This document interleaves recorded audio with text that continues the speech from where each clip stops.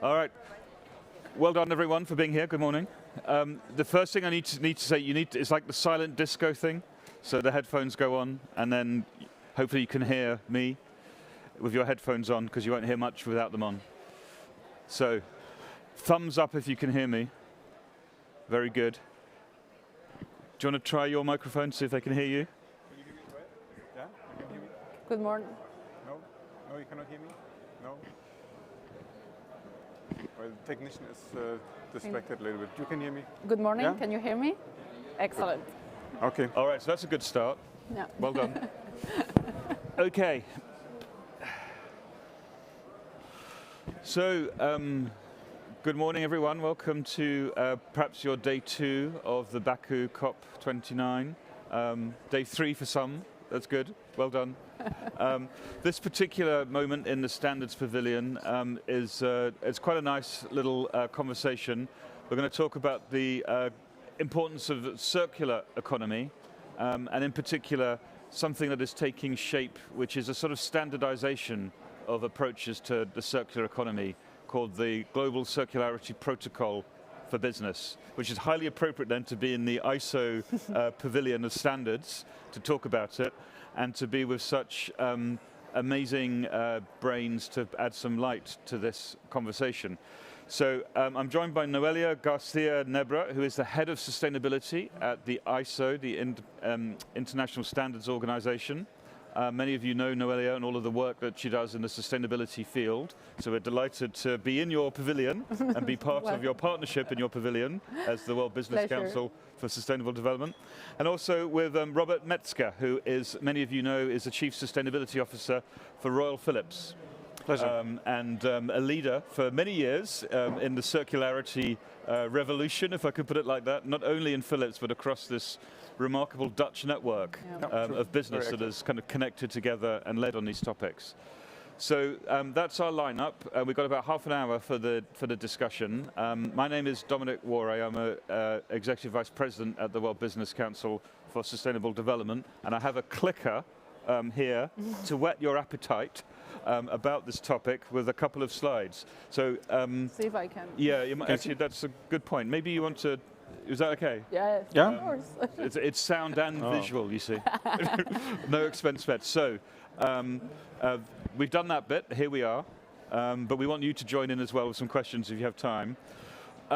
So you might have kind of seen some of these bits and pieces before, but I'd say, Robert, Noelia, for I think about a decade or so, there's a push been on the idea of business and circular economy, moving it from a concept to something in the boardroom, where people can talk about improved efficiencies in value chains, minimizing waste, tackling kind of energy efficiency opportunities, packaging, closing the loop, all of these sorts of things.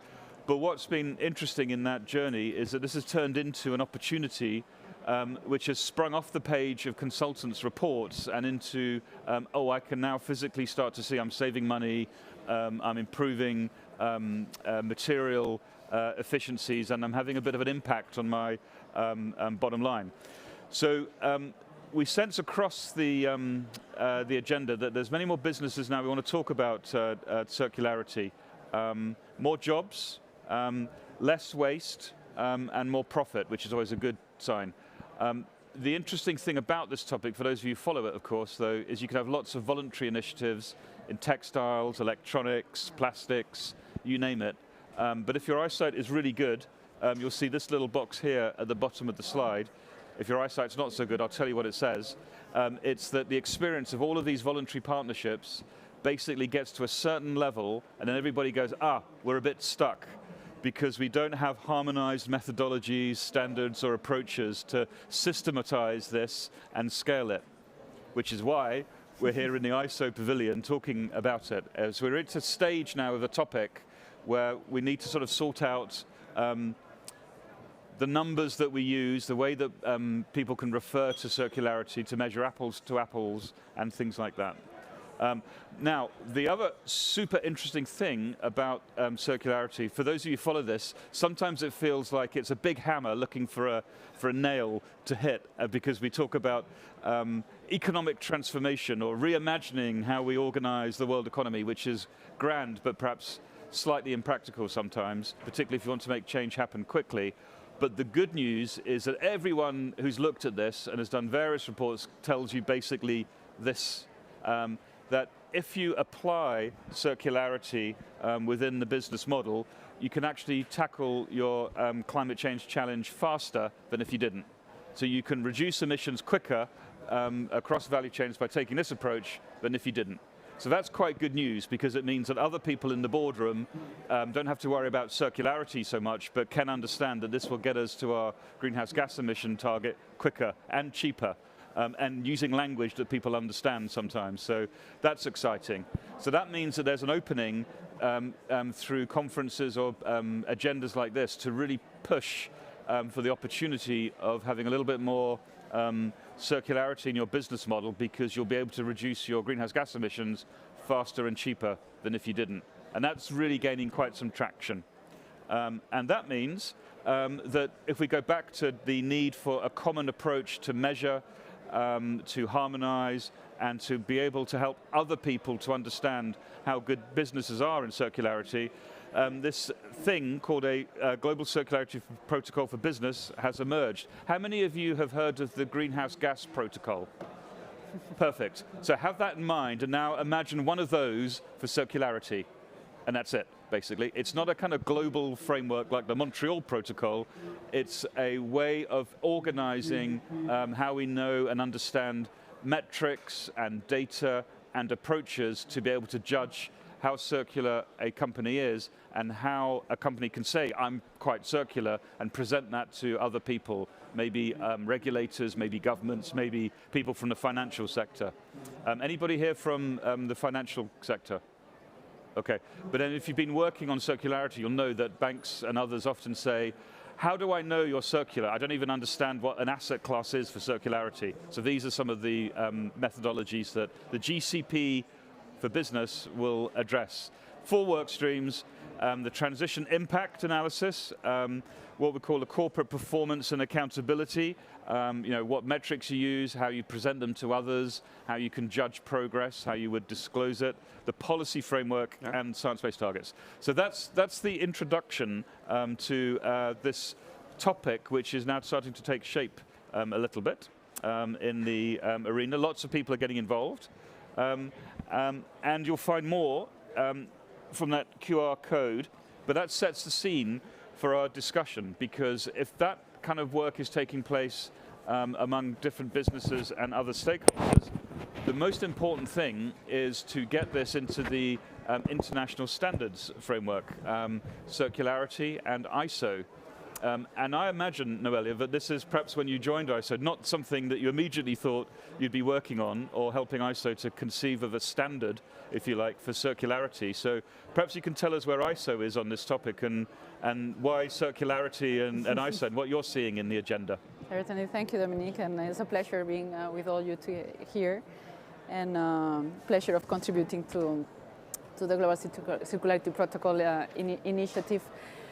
Well, actually, when I joined ISO, I was glad to join an organization that was active on sustainability for many years. And ISO has been providing standards to help governments and businesses implement sustainability practices for decades. Let's take the example of the famous ISO 14001 environmental management systems. It was developed in 1996.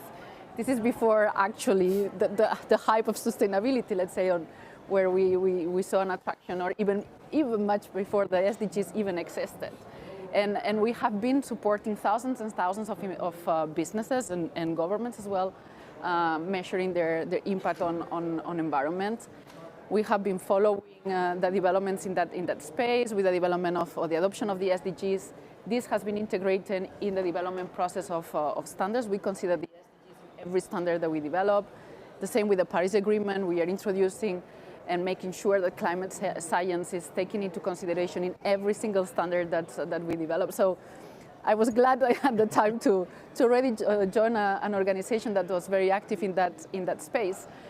We had already standards that are important for circularity, life cycle assessment, eco-design, packaging you mentioned as well. But it's true that more recently you talk about circularity being a topic of the last 10 years basically.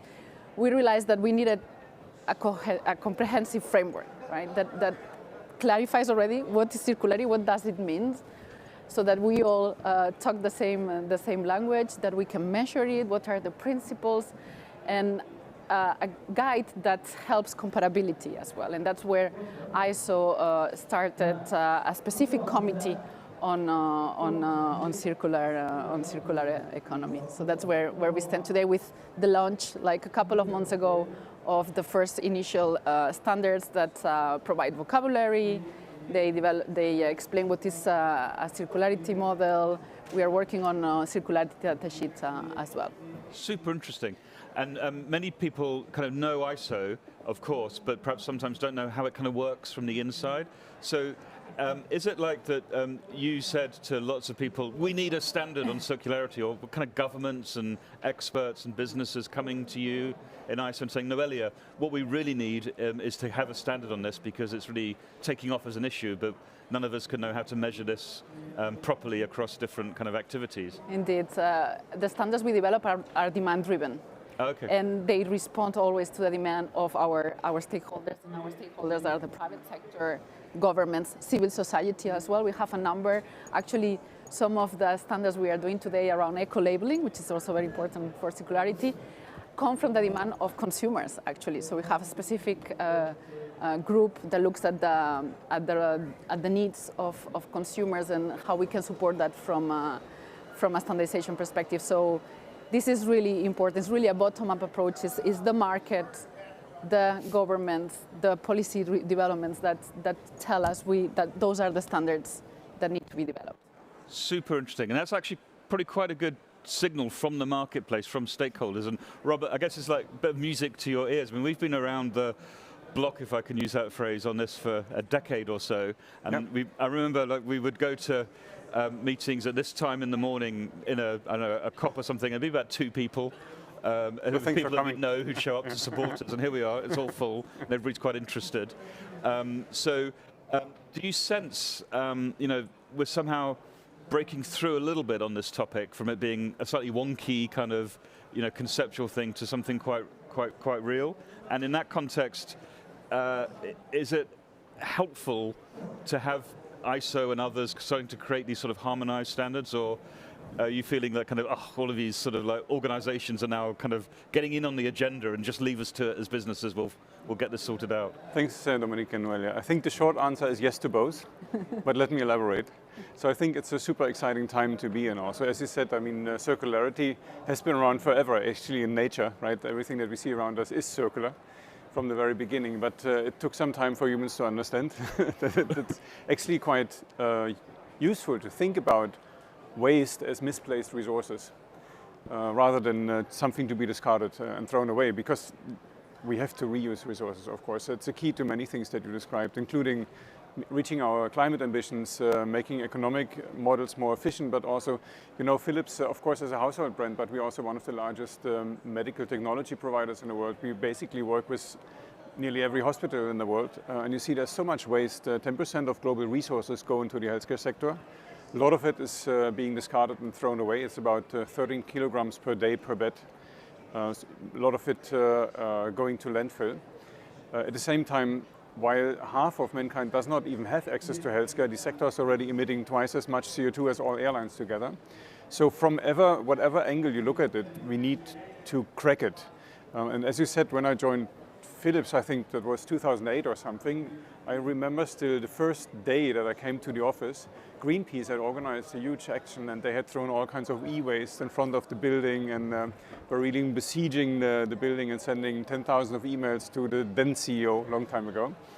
And the primary reaction at that time of industry was, well, make the problem go away.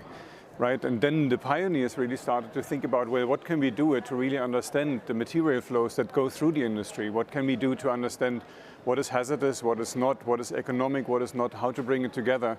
And I think then came Ellen MacArthur with this famous first report about the circular economy. And I think it was the Chinese government that included that framework in one of their first 5-year plans.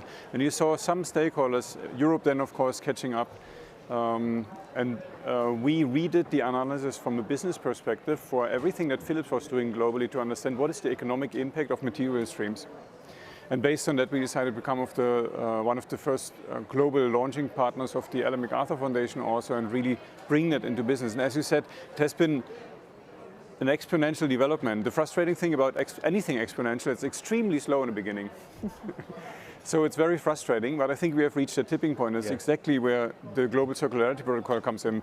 We have moved total revenues of Philips from, I think, about below 10% just 5 years ago to more than 20% as we speak in this year. So it's rapidly accelerating. But if you want to grow beyond that, you really need standards. You need to be able to communicate also with customers, with regulators, with investors, as you say, in an objective, quantifiable manner, what's going on, because we can claim whatever we want to. If it's not comparable, it's not relevant to customers or investors either. That's super interesting, Robert, because Philips has been a real trailblazer in this. I mean, Ellen MacArthur Foundation, the World Economic Forum, WBCSD, your own kind of processes and models, as you've explained, and had kind of great kind of leadership, and you've been a great leader in this space. And there might be some out there who would say, yes, and if we can have like voluntary collaborations and push things forward, that's great. But your experience would suggest that you're seeing now, actually, if one can introduce what some might call kind of, rules, others might say as standards, actually that would be an enabler to make that exponential thing happen faster. To double down on that, Dominic, I think the key thing about circularity, it's not a product property, it's a systems property. Right, so energy efficiency is something that you can do to a light bulb. Circularity is not. Circularity also requires not just designing products in a different way, including digitalizing, dematerialization, modularization, all these kinds of things that go into the design and, of any product. But it also needs to be in a system where it's delivered in a different way. Think about imaging as a service rather than just selling MR scanners. It's about infrastructure at the end of the life. It's about understanding what the carbon impact is. All the measurements that we have today are based on a linear model, basically, and not taking into account the effects of circularity. So all these systems things, I think we still massively underestimate the economic value of circularity, because we don't understand fully how to measure it and how to compare it. Also, if you want to develop these models and ecosystems and work together with partners, you need to speak the same language. So yes, I fully agree with you. We need a level of standardization to unlock the economic potential and go beyond and help these different initiatives to connect on the ground.